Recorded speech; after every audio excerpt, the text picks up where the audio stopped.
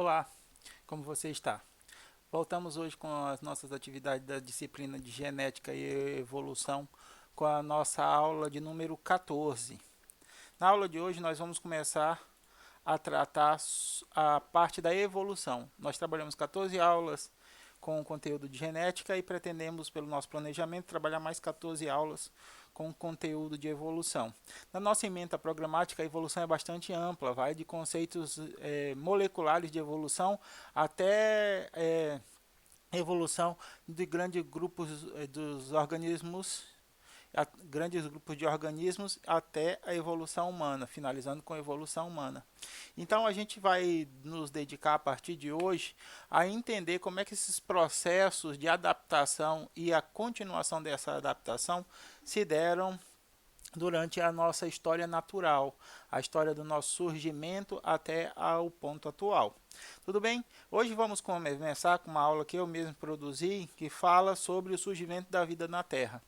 A primeira aula de evolução eu sempre gosto de trabalhar com alguns conceitos básicos, porque esse ponto, esse primeiro contato com a evolução, ele é bastante delicado, porque nesse ponto nós vamos trabalhar assuntos que podem estar relacionados com a crença de algumas pessoas, com a opinião de outras pessoas, e para que isso não se torne ofensivo aos diferentes pontos de vista em relação ao nosso conteúdo, eu trago uma aula inicial para a gente refletir um pouco sobre como nós devemos nos comportar a respeito do surgimento da vida na Terra. Tudo bem?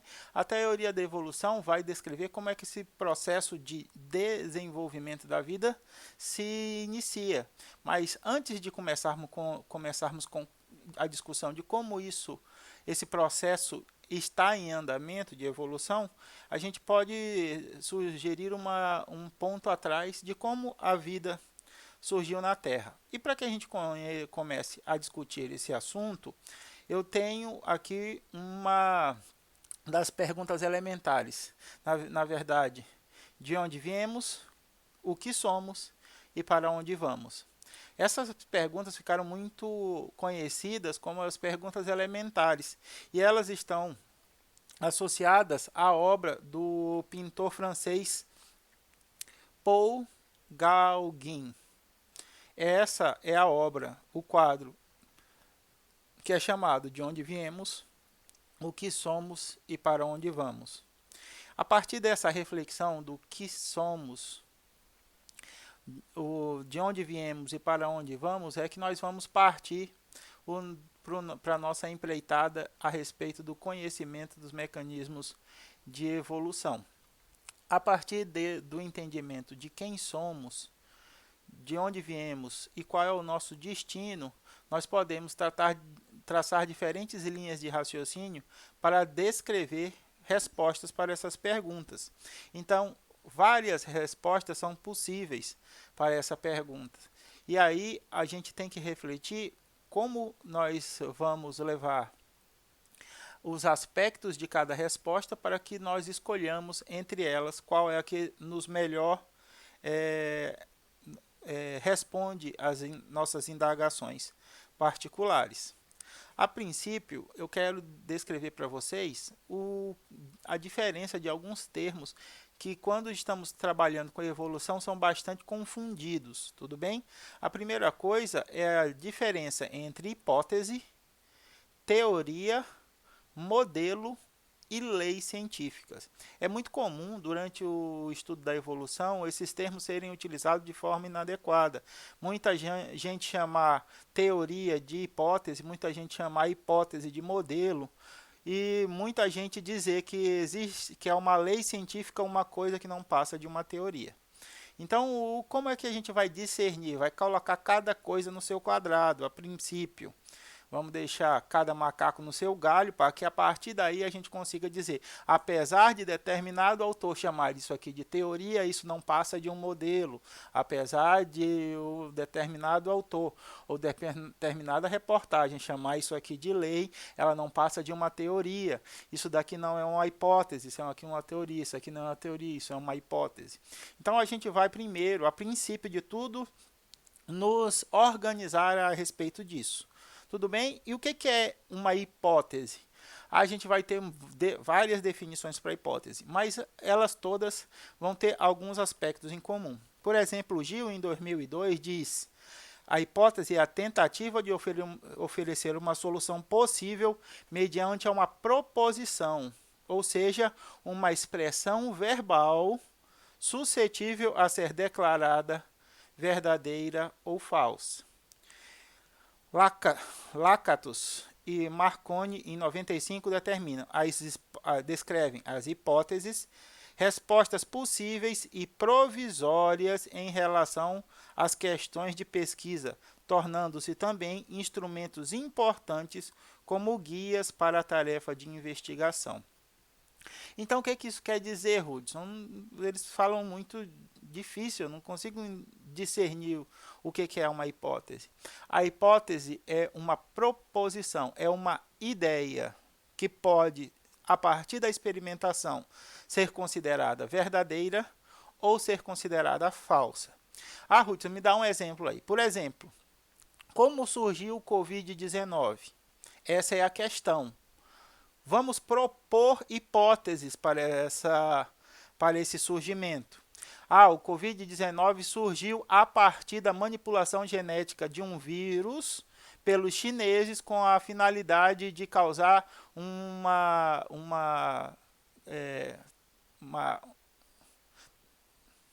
meu Deus, como é que eu vou dizer? Uma disruptura econômica na economia mundial para se favorecer. Beleza, isso é uma hipótese. Nessa hipótese, os chineses pegaram um vírus, fizeram mutações artificiais e lançaram propositalmente. Como é que a gente vai determinar se isso é verdadeiro ou se isso é falso? Vamos analisar a história evolutiva do vírus. Vamos pegar o vírus e, a partir da análise molecular do seu material genético, é possível você determinar se aquela variação aconteceu naturalmente, aconteceu por processos de modificações naturais, ou aquele vírus é um vírus artificial. Então fizeram uma pesquisa, foi publicado na Nature uma pesquisa a respeito da evolução do SARS-CoV-2, do vírus que provoca a Covid, e demonstraram experimentalmente que essa evolução, esse salto do seu animal hospedeiro para os humanos aconteceu muito recentemente de forma natural. Então, nós podemos descartar a hipótese e determinar essa hipótese como falsa, uma vez que os experimentos demonstraram que ela não é possível. Outra possibilidade foi que os chineses comeram morcego e o vírus é um vírus encontrado em morcego, e aí a partir da alimentação de comer os morcegos é que surgiu a infecção. É uma outra hipótese. Vamos testar a hipótese. De que modo?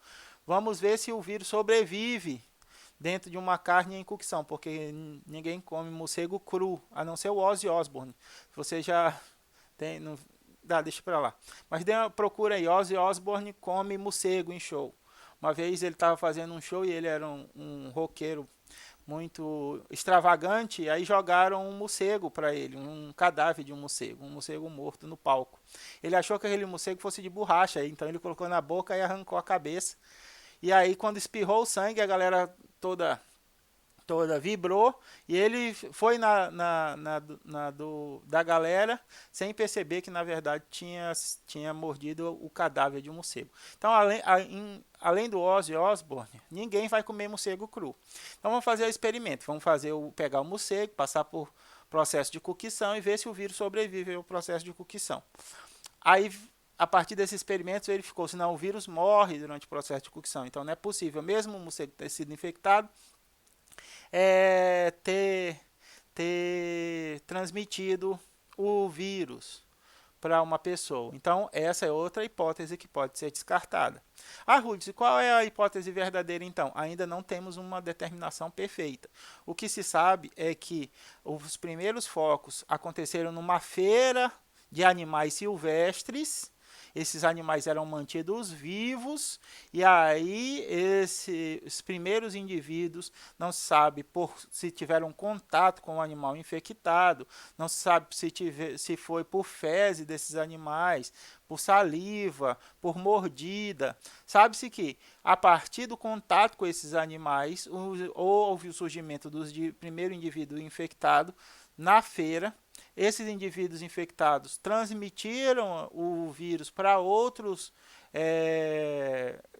pessoas na província de Wuhan, e aí iniciou-se o processo da pandemia. Lá nesse momento iniciou-se o processo da pandemia. Ruth, quer dizer que então a hipótese é uma resposta provisória, que pode ser verdadeira ou falsa, dependendo dos experimentos que se fizerem para elas. É verdade, é essa a definição de hipótese. Quando você tem uma questão, você levanta uma hipótese para respondê-la. E a partir dessa hipótese, você vai conduzir diferentes estudos e mecanismos para determinar se a ideia que você teve é verdadeira, se ela corresponde com a verdade, ou se ela é falsa, se não. Então, Hudson, me dá outro exemplo aí. Vamos para a área do futebol. Eu sou palmeirense, tudo bem? E meu time está passando por um processo bastante delicado de troca de técnico. O Vanderlei Luxemburgo era o antigo técnico, ele foi demitido. Então, o que o pessoal pensou? O pessoal pensou, olha, o futebol do Palmeiras está indo de mal a pior. É possível, uma hipótese, a gente demitir o técnico atual e contratar um novo técnico. E esse novo técnico fará o nosso time jogar melhor. Essa é uma hipótese. Por quê? Porque isso não foi testado ainda. Esse novo técnico não chegou e ele não fez o time jogar ainda. Como é que eu vou comprovar se essa hipótese é verdadeira ou é falsa, Hudson? Assim que um técnico for contratado, ele começará a treinar o time, esse time obterá resultados, e aí eu vou comparar o resultado do técnico novo com o técnico antigo, com o do Vanderlei Luxemburgo. Se esses resultados forem melhores, a minha hipótese é verdadeira. A troca de técnico fez com que o time realmente ganhasse desempenho. Se esses resultados forem similares ou piores do que o do Vanderlei Luxemburgo, minha hipótese que eu formulei é falsa, porque a troca de técnico não fez com que o time ganhasse desempenho. Então, a princípio, quando você tem uma resposta, a primeira coisa que você faz é formular uma hipótese. Na sua casa, no seu dia a dia, você está procurando celular. Cadê o celular? Você tem que formular hipóteses, não é? Fulano pegou, não é? Então você vai lá e vai testar a sua hipótese. Fulano, você pegou meu telefone? Fulano vai falar que não peguei seu telefone. Você não guarda as suas coisas e diz que eu que sou o culpado. Bem, não foi o fulano, então a minha hipótese é falsa. O que eu tenho que fazer? Formular outra hipótese. Será que eu deixei ele na cozinha? Aí como você vai testar a sua hipótese? Vai até a cozinha procurar o seu celular. Não encontrei meu celular. A segunda hipótese também é falsa. Você tem que formular uma terceira hipótese. É provável que esse celular esteja na calça que eu usei ontem à noite e ela está lá no cesto de roupa suja. Aí você vai até o cesto de roupa suja, pega a calça que estava lá e lá está o celular no bolso da calça. Então você encontrou uma hipótese que você testou como verdadeira, tudo bem? Então as hipóteses elas vão direcionar os seus caminhos durante a resolução de um problema. E elas sempre são ideias que podem ser submetidas a experimentos que a tornem verdadeiras ou falsas. Perfeito? E a teoria, Hudson? O que é uma teoria? A teoria ela tem um caráter explicativo mais universal do que uma lei científica, abrangendo um aspecto mais amplo. Aqui a gente tem outras definições. As teorias possuem características de estruturar as uniformidades irregularidades explicadas pelas leis científicas. As teorias nunca atingem a totalidade dos aspectos dos fenômenos da realidade. Estabelecem relações entre aspectos não diretamente observáveis. Então, a gente tem a teoria do Big Bang. Aqui é o desenho da teoria do Big Bang. O que é a teoria? A teoria ela é a aglomeração de várias leis científicas que podem ou não estar relacionadas diretamente. Então aqui, ó, quando eu tenho a teoria do Big Bang, eu estou relacionando várias leis aqui. Quais leis, Hudson? A lei da gravidade, a lei da expansão dos espaços, a lei da condensação da matéria. Estou fazendo a conjunção de várias leis, utilizando as suas uniformidades, o que elas têm em comum, e as suas regularidades, o que elas descrevem de maneira igual, para gerar um perfil de um cenário amplo, mesmo que não haja aspectos entre elas que não são diretamente observáveis. Assim acontece com as teorias a teoria da evolução. A teoria da evolução vai observar as características de adaptabilidade, as características genéticas, as características ambientais, que são elementos independentes, vai ver como elas têm semelhança, que são as suas uniformidades, e como elas preveem fatores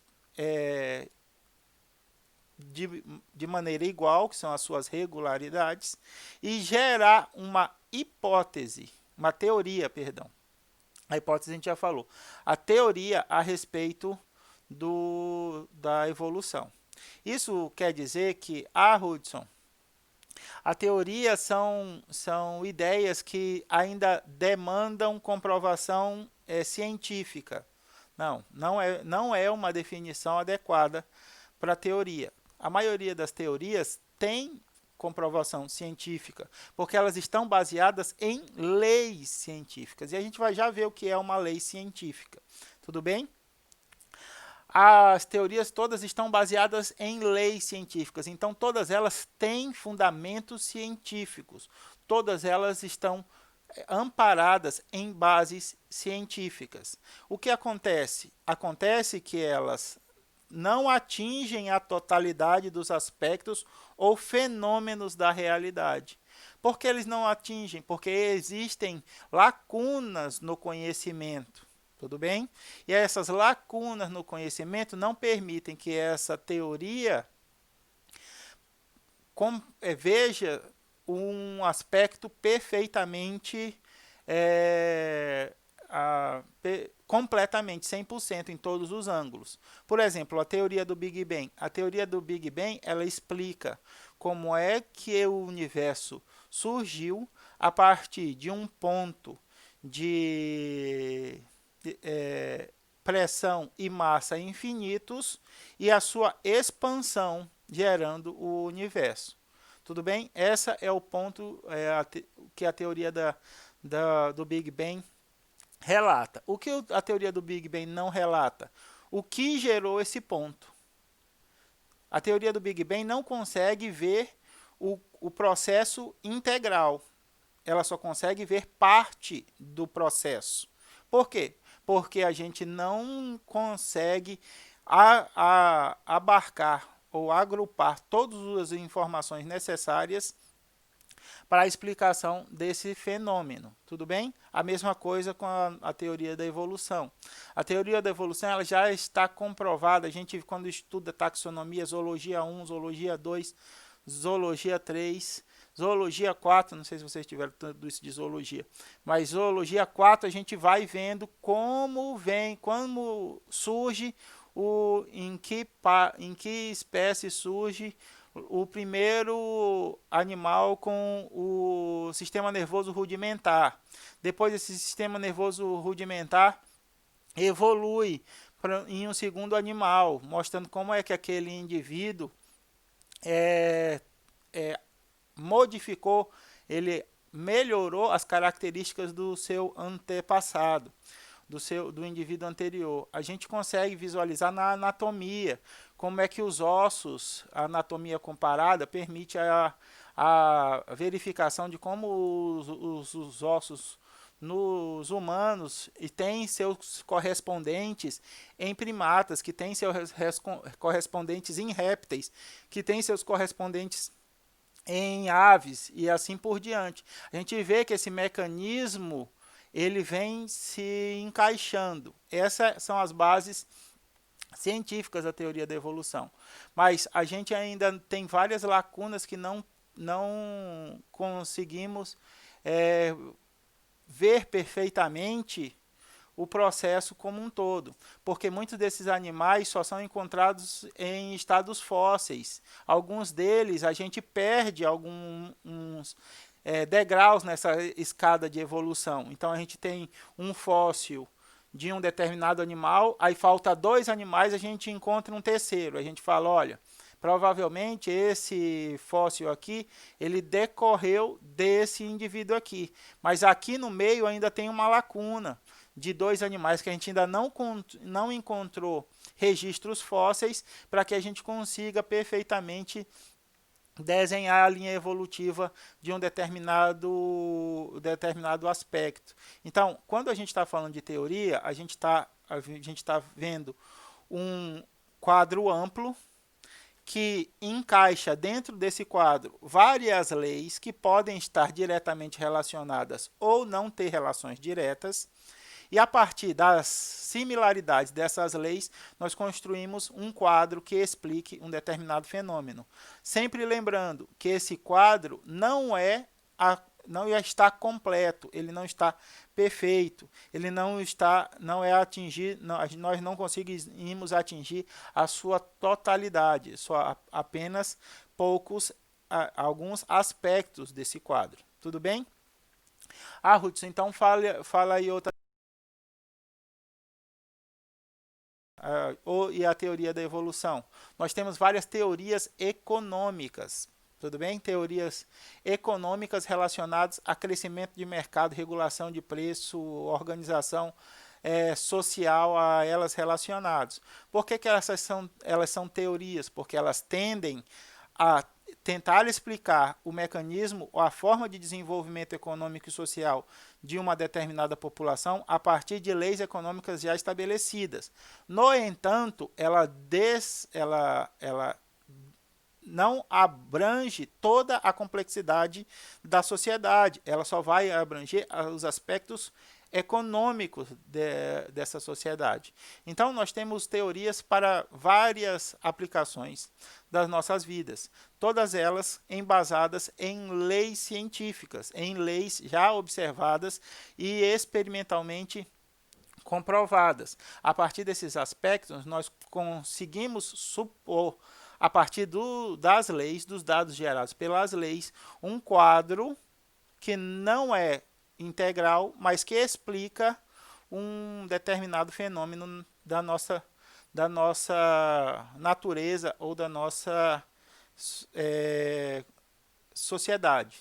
Tá? Pode ser teorias naturais, como a do Big Bang, da evolução, teorias econômicas, teorias sociais, teorias filosóficas, outras tantos de teorias. Tudo bem? Deixa eu ir logo para a lei, depois a gente volta em modelo. Eu deveria ter organizado isso melhor. Porque agora vocês estão se falando, mas e a lei? O que é uma lei?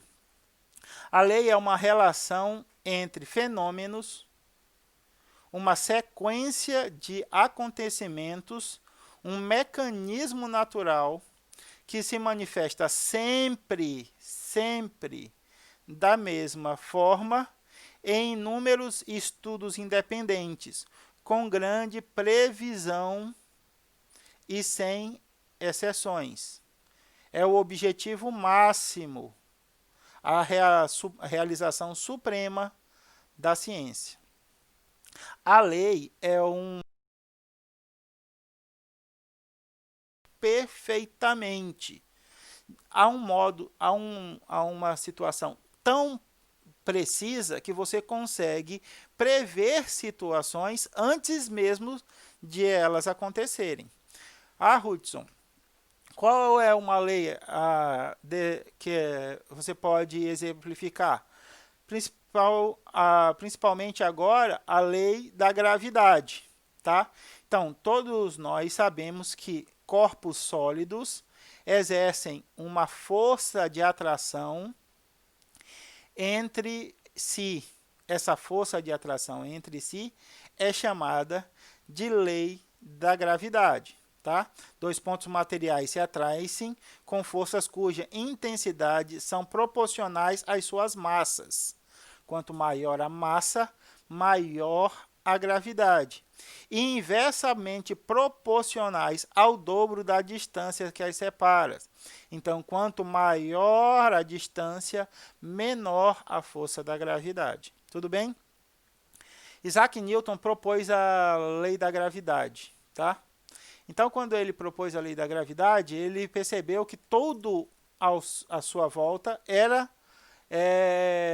obedecia a esses parâmetros que ele determinou. A partir disso, ele propôs uma hipótese. Ele pensou, se a teoria da gravidade está correta, um buraco negro é capaz de produzir uma dobra no tempo e espaço que faz com que haja o desvio da luz.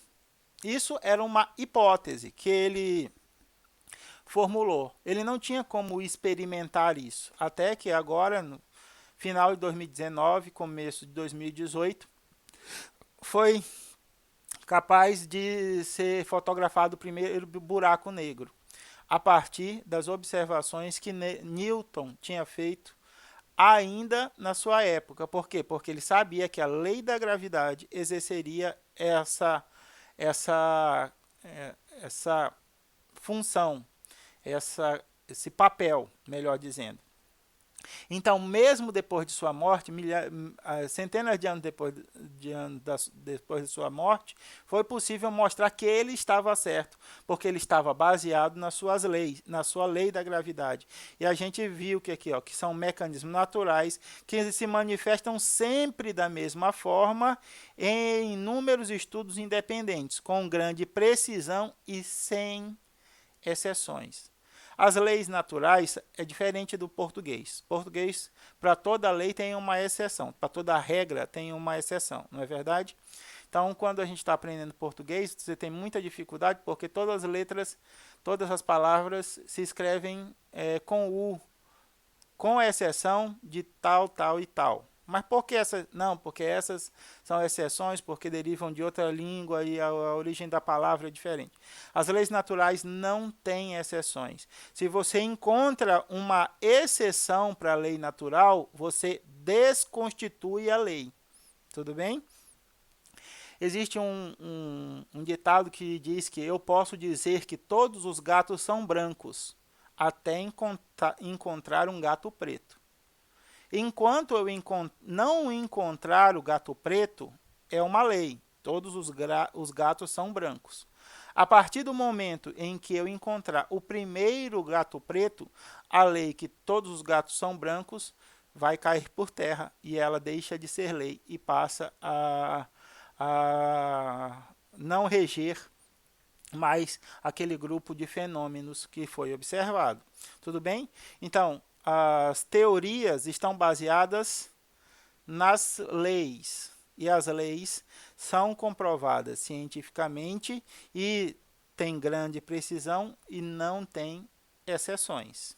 Para que a gente gere as leis, nós começamos a avaliar modelos para essas leis. Então, o filósofo Platão inferiu que não é possível compreender completamente o mundo, em função da sua complexidade, a complexidade do mundo e das limitações humanas. Então, isso se aplica a qualquer aspecto da sua vida. Existem muito mais senões do que nossa capacidade de análise. Então, você sempre está trabalhando numa bolha. Já ouviram falar? Tá muito comum esse termo. Você está na bolha, não é? Você está na sua bolha. Por quê? Porque o mundo é muito mais complexo do que isso. Nós não temos contato com toda a complexidade do mundo. Então, a gente acaba vivendo e sobrevivendo, existindo num conjunto muito característico que nos cerca.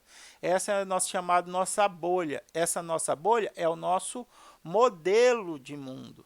Entende? Então, existem diferentes modelos de mundo dependendo da sua cor, dependendo do seu país, dependendo da sua classe social. Então, mesmo indivíduos na mesma cidade, morando vizinhos, vivendo em mundos completamente diferentes, de acordo cada um com o seu modelo, de acordo cada um com sua bolha. Então, Platão definiu a forma como a ciência trabalha até hoje, a saber, como não é possível aprender a totalidade das coisas existentes no mundo, a ciência contenta-se com modelos, as quais representam uma visão simplificada do mundo. Então, quando você vai estabelecer um modelo de pesquisa, você vai retirar da sua análise a complexidade que não está envolvida diretamente com a sua análise e vai estudar aquele modelo, aquela circunstância simplificada. Tudo bem? A partir dos modelos, você consegue ir adicionando complexidade a esses processos, até gerar estudos que produzem as leis. Por exemplo, Rudes, como é que isso acontece? Quando a gente vai fazer o desenvolvimento de medicamentos, de remédios, de cosméticos, de itens de higiene pessoal, como é que a gente desenvolve? A gente inicia o estudo em células, tá? O organismo é uma estrutura muito complexa para mim analisar direto no organismo. O que eu faço? Pego só uma unidade fundamental, só a unidade mais simples, que é a célula. E ela já é complexa o suficiente, tá? Então, minha célula é o modelo mais simples de um organismo vivo, beleza? Então, eu vou lá e vou testar na célula se aquela determinada substância, aquele determinado medicamento, se aquele determinado cosmético ou shampoo, pasta de dente, esmalte, faz mal para aquela célula. Se provoca mutagênese, se provoca apoptose, se interfere na divisão celular, se interfere em algum metabolismo celular. Então, eu analiso isso no meu modelo mais simples, que é a célula. Beleza? Entendi que não, que na célula não é prejudicial. Ora, mas a célula é muito simples para eu fazer partir desse elemento para um elemento tão complexo como um organismo vivo. Então, o que eu vou fazer? Eu vou testar em um animal, mas não em um animal, um ser humano. Vou testar em modelos animais. Então, vou começar pelo modelo mais simples, que são os camundongos. Depois eu vi que no camundongo não houve nada demais, que o medicamento, a droga ou o que eu estou testando não fez mal nem na célula nem no camundongo. Mas o camundongo tem um organismo ainda muito diferente do humano. Então eu passo esse organismo, esse modelo para um modelo animal em primata, estudo em primata. Por quê? Porque nós temos uma semelhança genética e orgânica muito parecida com os nossos primos primatas. Então, o que acontece? Eu testo em modelo primata. Aí eu verifiquei que não há nenhum prejuízo ao organismo do primata.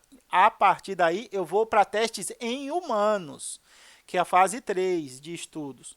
Então, eu seleciono um grupo de pessoas que vai ser submetido ao tratamento e um grupo de pessoas que não vai ser submetido ao tratamento e analiso uma em comparação à outra, para ver se aquelas que foram submetidas ao tratamento tiveram algum prejuízo em relação às que não foram tratadas.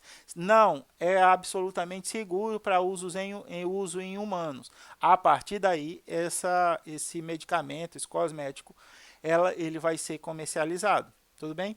Então, eu estudo os processos em modelos, do mais simples aos mais complexos, até determinar e compreender perfeitamente como aqueles fenômenos acontecem dentro da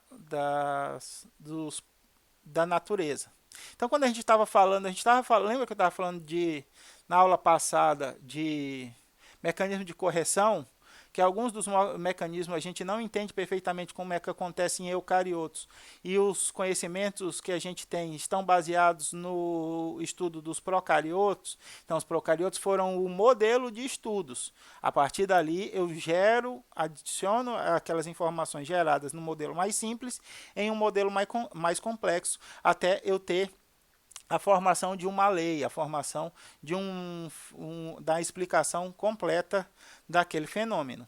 Então, a hipótese é a proposição de uma ideia que pode ser testada e aí determinada se verdadeira ou se falsa. A lei é o conhecimento perfeito de um determinado fenômeno, que ela sempre se repete, o que gera uma previsão muito boa e ela não tem exceções. As teorias é o agrupamento de leis para determinar, para explicar um determinado cenário que também não engloba a totalidade dos fenômenos envolvidos. E o modelo, por fim, é a utilização de estruturas simples, de organizações simples, para estudar determinados mecanismos complexos. Perfeito. A partir disso, a gente vai entrar agora nas proposições do surgimento da vida. Eu gosto de usar um termo que se chama de realismo dependente do modelo. Tudo bem? Essa abordagem ela foi descrita por Stephen Hawking e Leonard Mlodinow na obra deles, O Grande Projeto. E o que ele diz? Aqui eu transcrevi o que eles disseram. Nossos cérebros interpretam os dados vindos de organismos sensoriais, elaborando modelos de mundo. De acordo com as informações que meu cérebro recebe, ele determina modelos do mundo que o cerca. Quando o modelo explica satisfatoriamente os eventos, tendemos a atribuir-lhes e aos elementos e conceitos que o constituem a qualidade de realidade ou verdade absoluta. Mas poderia haver outras possibilidades de modelos para a mesma situação física, cada uma delas empregando conceitos e elementos fundamentalmente distintos. Se duas teorias ou modelos físicos prevêem com exatidão os mesmos eventos, não podemos dizer que uma é mais real que a outra, e somos livres para utilizar o modelo que for mais conveniente. Então vejam só, meus amigos, aqui em evolução nós estamos apresentando um modelo de análise, uma teoria de eventos, tudo bem? Isso está baseado em algumas leis que foram determinadas. Mas isso não é o único modo de explicar esses fenômenos. Existem diversas formas de explicar os mesmos fenômenos, cada uma delas com seus próprios elementos e com seus próprios conceitos. E segundo a realidade dependente do modelo, nós não podemos dizer que uma é mais real que a outra. E nós estamos livres para escolher a que for mais conveniente para nós. Tudo bem? O que nós vamos abordar em evolução é a teoria do darwinismo, a teoria mais difundida, mas ela não é a única. Tudo bem? Vocês estão livres para conhecer as outras teorias, avaliar os seus conceitos, avaliar os seus elementos e daí escolher, de acordo com as suas conveniências, em que melhor se aplica. Tudo bem? Stephen Hawking e o Leonard Modiano são muito felizes na elaboração desse termo de realidade dependente do modelo, porque para nós um conjunto de informações é real porque nós só conseguimos avaliá-la pelo nosso aspecto de percepção. Quando outra pessoa explica o aspecto de percepção dela, você percebe, não, realmente é possível. E quando a gente percebe que várias pessoas veem o mesmo fenômeno de maneira diferentes, nós aprendemos a lidar a respeitar as opiniões divergentes, porque eu não posso dizer que a minha realidade é mais verdadeira do que a do outro, porque na minha bolha, no meu modelo, os conceitos e elementos me fazem crer que esta é a realidade, mas existem outros elementos e outros conceitos em outros modelos que também geram a mesma percepção, a mesma análise a um determinado evento. Tudo bem? Então, nós vamos ver aqui algumas possibilidades, algumas hipóteses para o surgimento da vida na Terra. Tudo bem? A primeira hipótese a gente vai chamar, a gente vai chamar não, ela já é chamada assim, de criacionismo. A segunda hipótese que nós vamos avaliar é a panspermia. A terceira hipótese é a hipótese de Oparin e Haldane, que é a hipótese mais difundida, mais aceita atualmente. E a gente tem a hipótese dos astronautas antigos. Novamente, todas essas hipóteses trazem elementos e conceitos que explicam como a vida surgiu na Terra. Você pode ter, por conveniência, a sua preferida, a sua hipótese de predileção. Mas lembre-se que nós não podemos dizer, segundo o realismo dependente do modelo, que a minha é a mais real do que as outras, porque o nosso conjunto de informações, nosso conjunto de observações, o nosso modelo é diferente do modelo de observação de outros indivíduos. Mas desde que as hipóteses expliquem perfeitamente os fenômenos observados, elas são igualmente verdadeiras, ok? Então vamos começar pelo criacionismo. O criacionismo é uma das hipóteses mais antigas para explicar a origem da vida. Defende que os seres vivos do nosso planeta surgiram por ação divina, assim como descrito na Bíblia, mais precisamente no livro de Gênesis, que significa origem. Não sei se vocês já tiveram curiosidade de ler ou têm o hábito de ler a Bíblia. O livro de Gênesis explica o surgimento de tudo. A princípio não havia nada e Deus foi fazendo, de acordo com os versículos do livro, o surgimento dos animais, da água, da terra e de tudo em sua obra. Tá? Até que no capítulo 2, no versículo 7, está escrito: Então o Senhor Deus formou o homem do pó da terra e soprou em suas narinas o fôlego da vida, e o homem se tornou um ser vivente. Daí muita gente analisa esse versículo e fala: é impossível isso acontecer. Porque não seria um organismo complexo como o humano gerado do barro, gerado de pó. A Bíblia, como todos os outros livros, ela é um livro que demanda interpretação. E a interpretação, a forma com que você vê essas informações, vai torná-las de acordo com o seu modelo, mais crível ou menos crível. Eu tenho uma interpretação muito particular desse, nem é muito particular minha, já é bastante difundida, e eu tomei de alguns outros pensadores.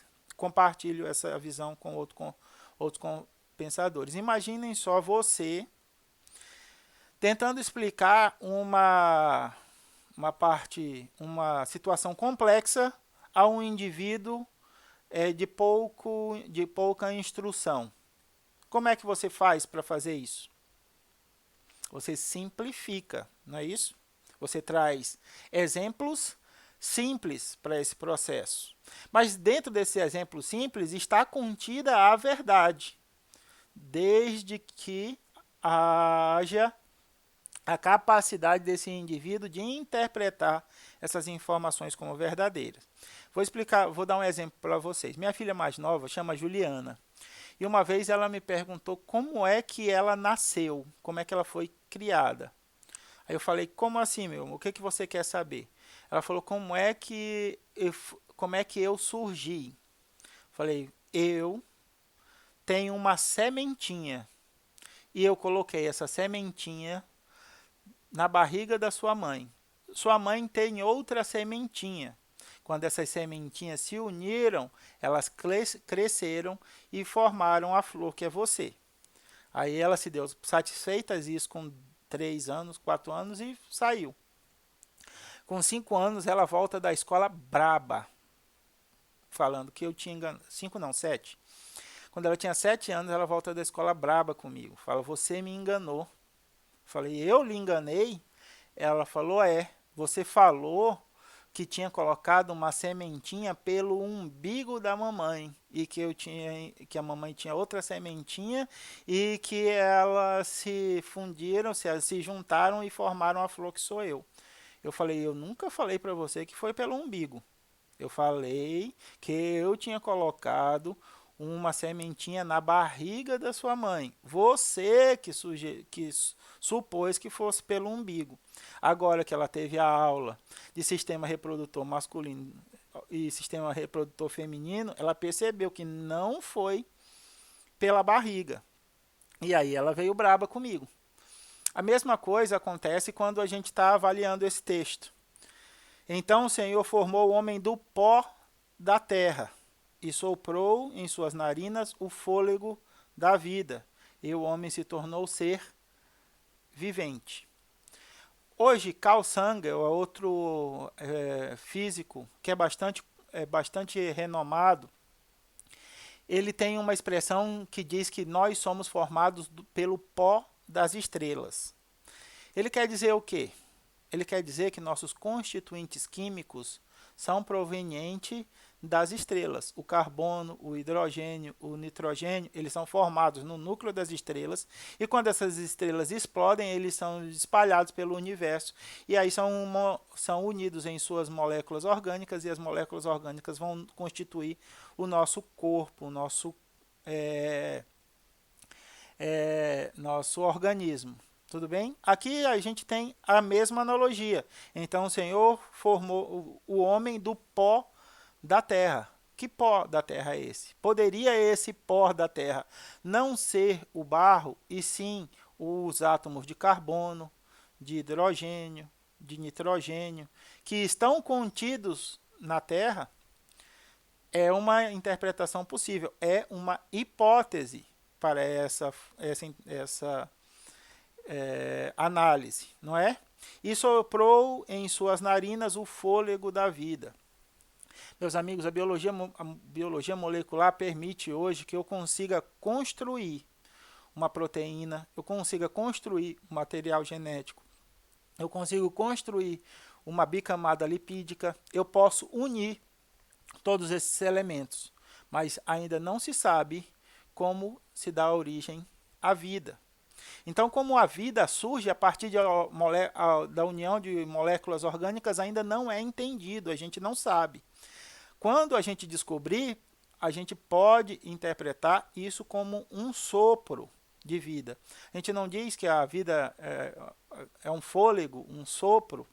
Então, aqui pode estar contido toda a informação verdadeira, de uma forma tão simplificada que essa mensagem sobreviveu durante esse longo período de tempo.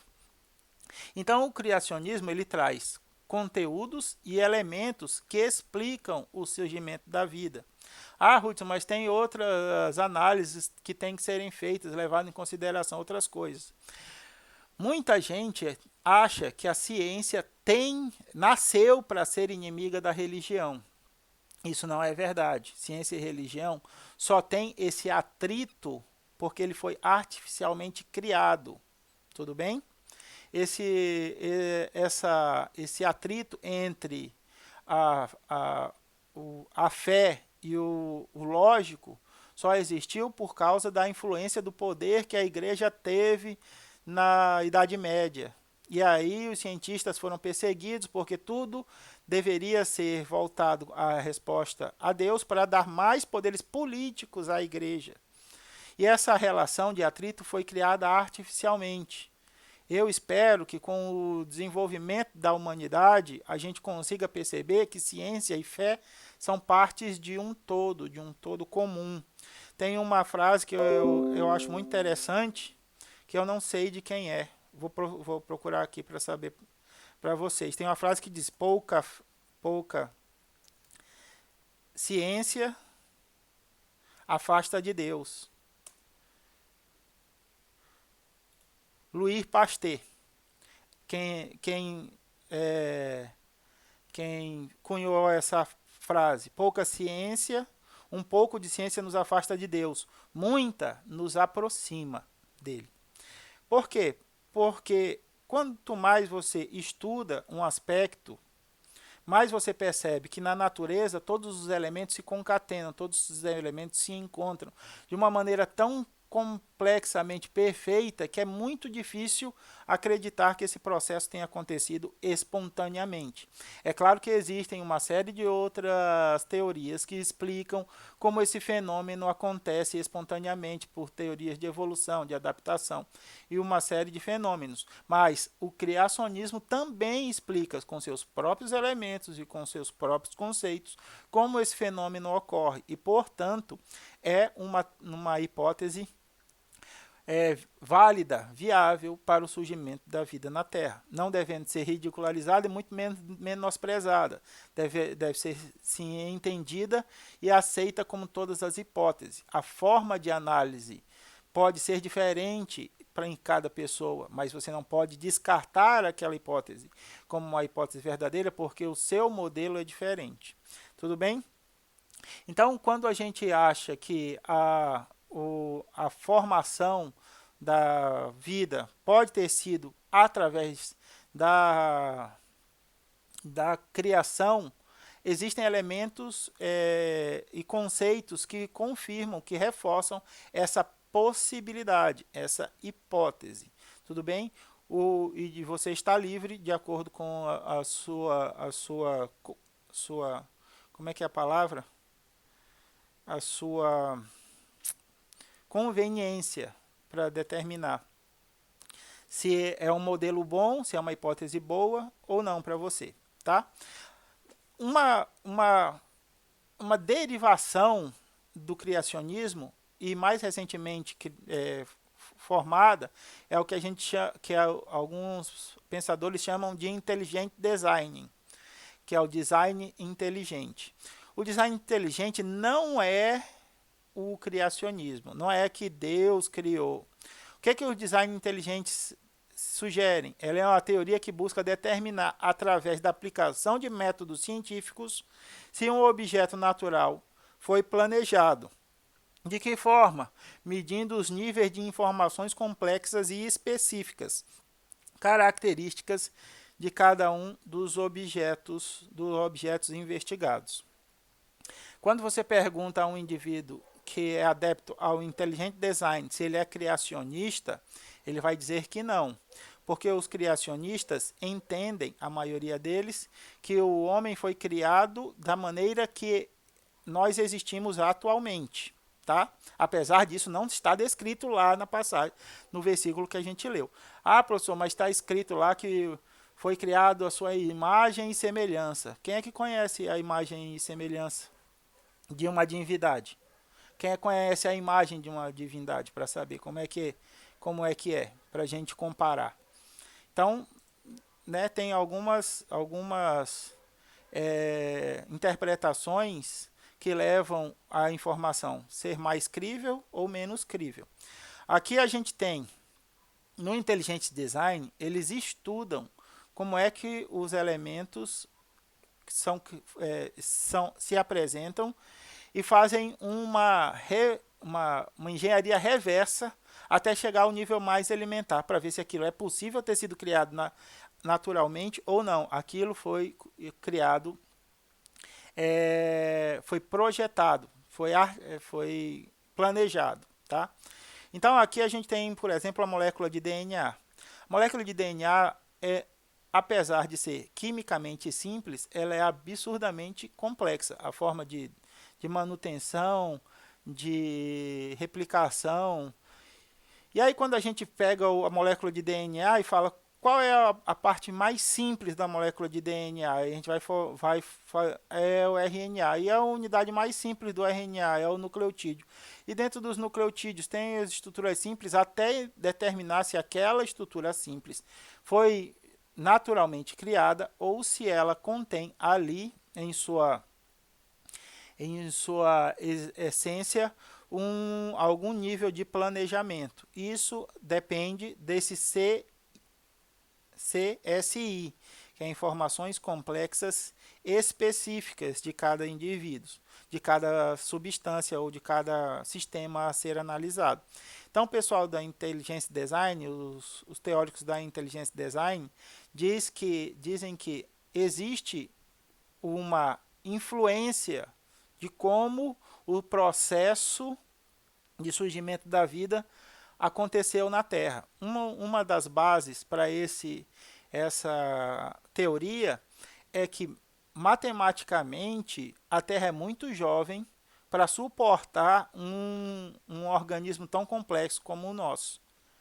O período em que o homem surgiu até o aparecimento da nossa espécie, o Homo sapiens sapiens, é muito curto para ter acontecido espontaneamente. Esse processo deve ter sido de algum modo dirigido, de algum modo direcionado ou planejado. Tá? Então a gente tem uma diferença entre criacionismo e entre intelligent design.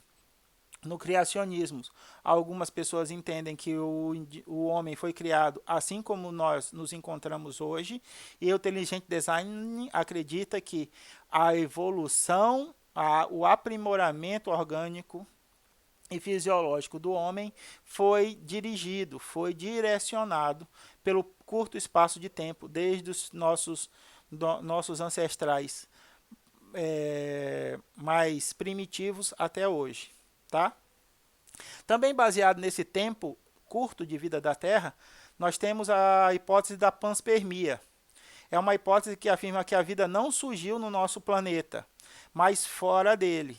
Essa ideia teve início com a afirmação do filósofo grego Anaxagoras, que afirmou que sementes de vida podiam ser encontradas em todo o universo. Com essa afirmação, surgiu a ideia de que a vida poderia ter sido gerada em outro local e depois ter chegado à Terra. Aí, como isso aconteceria, Hudson? Através dos meteoros, através de pedras que entram na nossa atmosfera. Em 1850, 1800 ainda, meados de 1800, descobriram que existia matéria orgânica ao redor desses asteroides, é a palavra, desses asteroides. E é que esses asteroides poderiam ser os veículos da vida de um planeta a outro. E por muito tempo essa teoria não foi considerada, essa hipótese não foi considerada razoável, porque não se conhecia um ser vivente que era capaz de sobreviver ao ambiente hostil do espaço.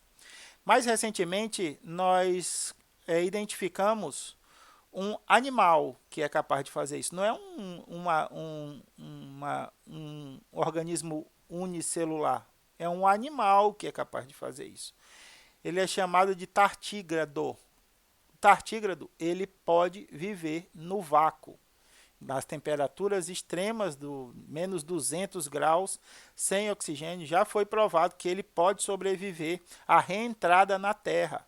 É o animal que nós conhecemos mais resistente do planeta. Tem alguns vídeos na internet falando das características do tartígrado. Então, se você quiser olhar, é só procurar por tartígrado ou tartígrada, que aí você vai ter alguns vídeos falando desse animalzinho. Então, se esse animalzinho pode viver no espaço e se ele pode sobreviver à reentrada, então é possível que animais semelhantes, não esse, animais semelhantes a esse ou com essas mesmas características tenham vindo de outros planetas e a partir desses animais já complexos a vida tenha se desenvolvido. E aí a gente tem um encurtamento do período necessário para o surgimento de animais como os seres humanos, o que explicaria esse período de evolução. Perfeito?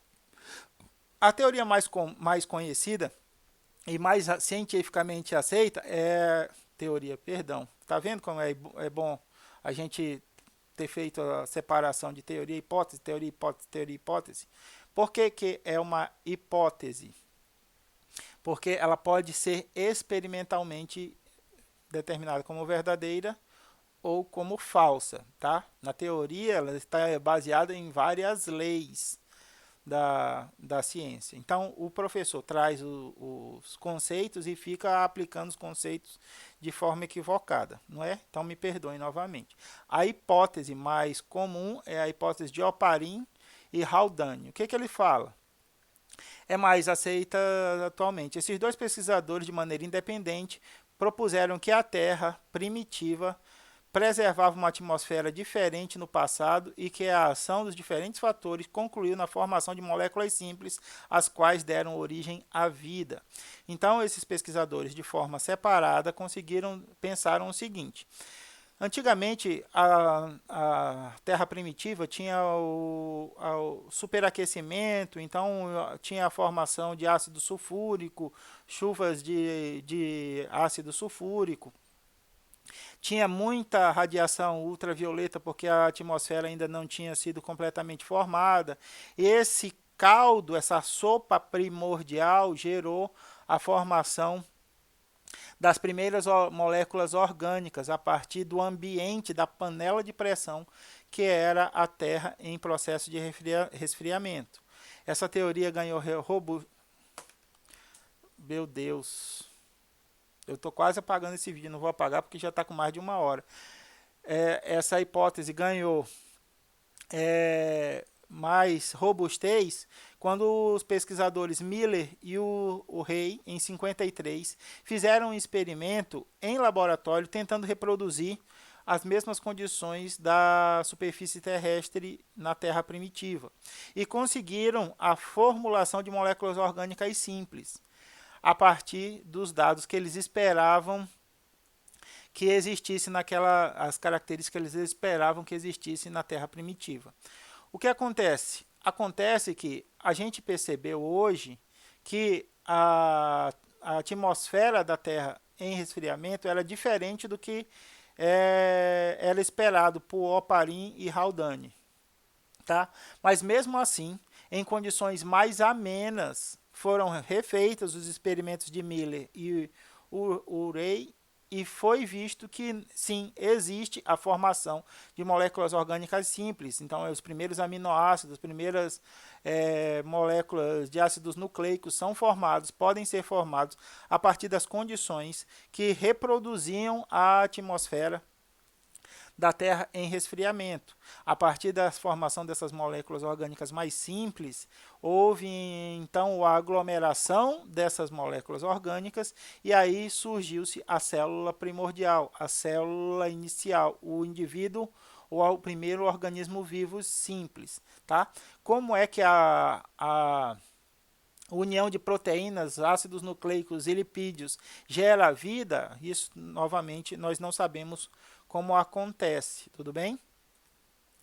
E por fim nós temos a teoria aqui não é uma hipótese, é uma teoria, porque o senhor Eric von Däniken, autor desse livro aqui, ó, Eram os Astronautas Deuses, traz uma série de outras informações, outras leis, e formulou uma teoria que é chamada de teoria dos astronautas antigos.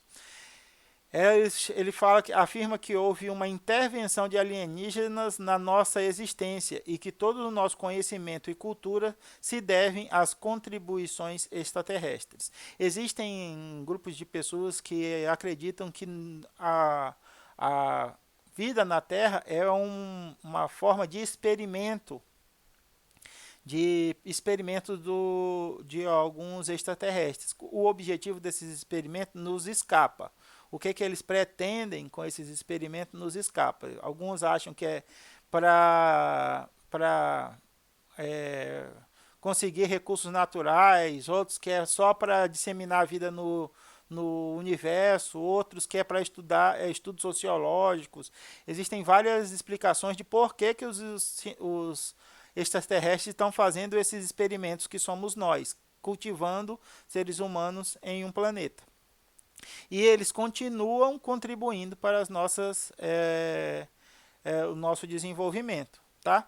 Aí aqui, ó, ele traz, dentro da sua teoria, algumas proposições.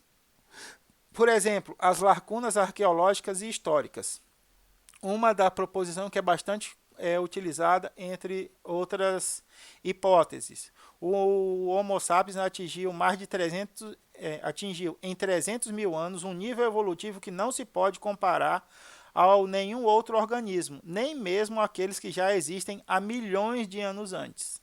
Isso deveria ser explicado pela intervenção ou experimentação genética de seres extraterrestres. Assim como o pessoal do Intelligent Design, o cálculo matemático não fecha. É muito pouco tempo para a gente partir do Australopithecus até o Homo sapiens sapiens. 300 mil anos para nós parece, puta professor, 300 mil anos é muito ano. Comparado à vida de um ser humano, comparado à vida do planeta, que tem 4,6 bilhões, é muito pouco tempo. E a gente partiu de um indivíduo no Australopithecus, que é muito semelhante a um primata, né, aos os primatas, até o Homo sapiens sapiens em apenas nesse período. Os inteligentes design acreditam que houve um planejamento dessa evolução. E o pessoal do Astronautas Antigos acham que quem planejou esse experimento não é nenhuma entidade divina, e sim extraterrestres. Outro argumento da teoria: artefatos arqueológicos anacrônicos. Vários objetos foram fabricados com tecnologia que ultrapassam amplamente a capacidade desenvolvida por seus criadores na época de sua realização, como as pirâmides de Gizé, as linhas de Nazca, os monolitos de Stonehenge, os moais da Ilha de Páscoa, o pássaro de Saqqara e os artefatos de Quimbaya. Aqui a gente tem as pirâmides, tá? Estudando com a minha filha durante o período de pandemia, eu descobri que as pirâmides de Gizé não era um faraó. Gizé é o Planalto. O pessoal chama as pirâmides do Planalto de Gizé. Aí o Planalto é o lugar onde as pirâmides estão, e não o faraó que mandou construir. Eu achei que era o faraó que mandou construir, mas agora eu sei que Gizé, pirâmides de Gizé, é as pirâmides do Planalto de Gizé. Foram construídas com tecnologia que não se consegue reproduzir mesmo hoje. Hoje, se a gente quisesse fazer uma obra com as características das 3 pirâmides do Planalto de Gizé, não seria possível ainda. Tá? Mesmo utilizando guindaste, cortador de pedra a laser. E como é que esse povo construiu esse negócio aqui ainda antes de Cristo? As linhas de Nazca. Aqui a gente tem, ó, a representação de uma coisa, né? Tem formato, bípede, tem a cabeça maior, como todo o extraterrestre é relatado, com esses olhos grandes. Isso daqui é uma montanha, meus queridos, tá?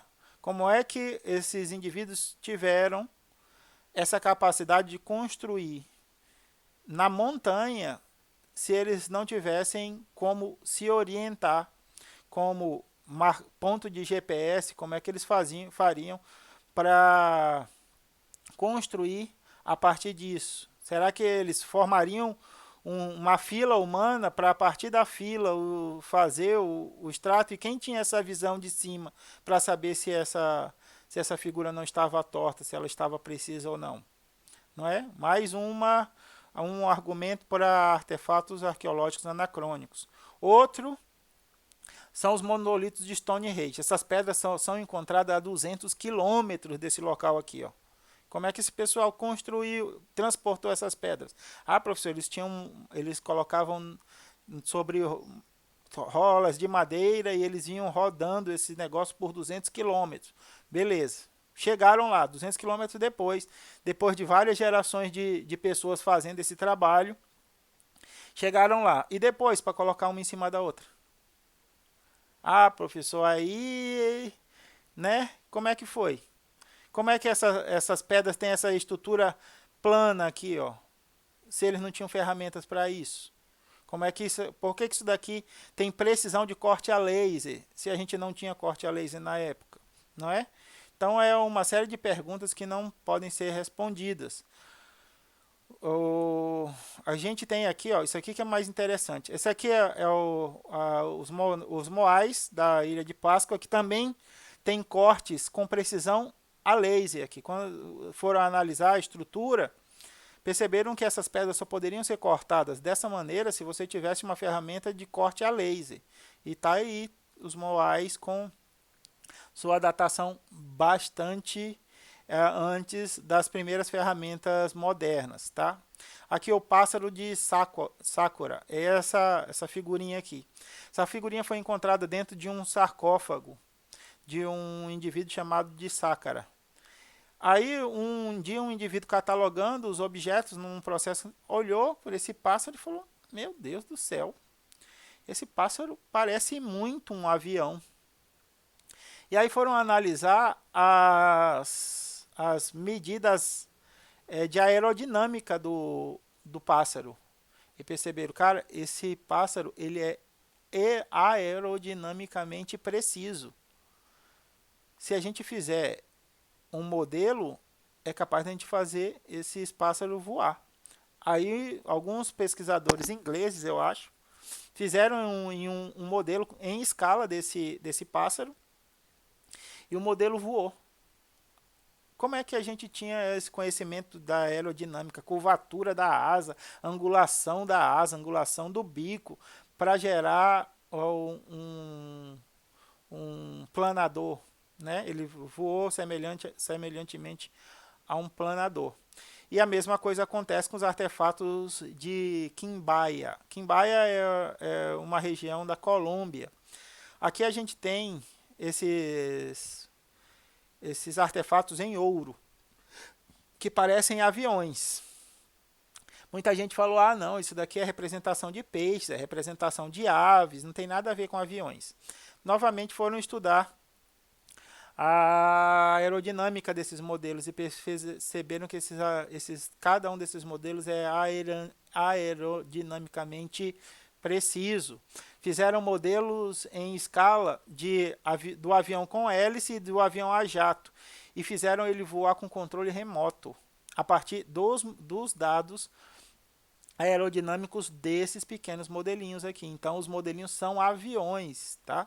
E como explicar isso? Como explicar essa construção desses aviões? Tudo isso está envolvido, está relacionado à teoria dos astronautas antigos. Tudo bem, meus queridos? Para a primeira aula, o que eu quero gerar mesmo, o que eu quero propor é uma reflexão sobre a nossa visão do nosso modelo e como esse modelo faz com que nós acreditemos que algumas coisas sejam reais e outras coisas sejam falsas. E não é por isso que nós temos que desmerecer ou ridicularizar pessoas que têm visões diferentes das nossas. Percebam que eles têm essa visão porque cada um deles está vendo o mundo de acordo com um modelo, e a partir desse modelo de mundo nós construímos a nossa realidade. Beleza? Muito obrigado por estarmos até aqui. Me perdoem novamente, é que o professor tem muita dificuldade. Quando eu coloco uma palavra na cabeça, mesmo que eu esteja pensando em outra palavra, a boca só diz uma. A mesma coisa com a mão. Então, por isso eu trouxe os conceitos iniciais, para que vocês consigam, a partir dos conhecimentos que vocês geraram, perceber que, às vezes, quando eu erro, e estejam à vontade para corrigir sempre que necessário. Tá bom? Fiquem bem. Um beijo. Um abraço em todos vocês. Se cuidem, cuidem dos seus familiares e até a próxima.